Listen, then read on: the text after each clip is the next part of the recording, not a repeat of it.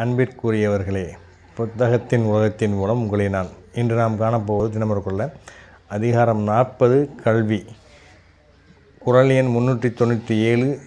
யாதானும் நாடாமல் ஊறாமல் என்னொருவன் சாந்துணையும் கல்லாதவாறு.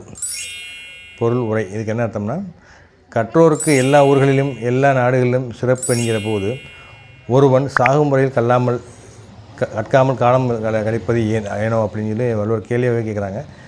ஏன் கல்வி கற்காமல் இருக்கீங்க? உங்களுக்கு கல்வி கற்றதுனால எங்கெல்லாம் போனாலும் சிறப்பு இருக்குது, எங்களுக்கு கல்வி கற்காமல் இருக்கீங்கன்னு கேட்குறாங்க. அதுக்கான அர்த்தம் பொன்மொழி. மனநிறைவு என்பது இயற்கை செல்வமாகும்.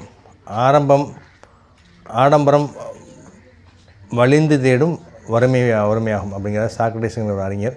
இன்று வாசியுங்கள் நாளை வருடத்துக்கு அப்படி கேட்டிருக்கேன். இன்று வாசியுங்கள் நாளை வருடத்துக்கு அப்படி கேட்டிருக்கேன். அதனால் வாசித்தீங்கன்னா உங்கள் வாழ்வு வளம் பெறும், நலம் பெறும், மனநலம் அதிகரிக்கும், சிந்தனைத்திறன் கூடும், கற்பனைத்திறன் அதிகரிக்கும்.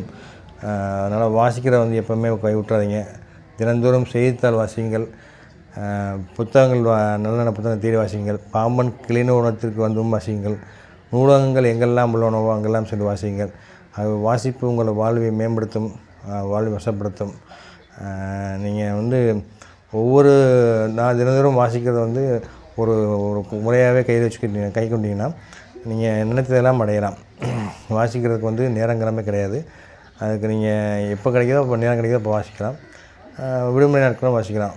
ஆகவே மாணவர்களே மாணவிகளே, வாசகர்களே அனைவரும் வாசியுங்கள், வாசிப்பை நேசியுங்கள். இன்று வாசியுங்கள் நாளை வளர்ந்துங்கள் என்று கூறி முடிக்கிறேன். நன்றி, வணக்கம். வாழ்க வளமுடன்.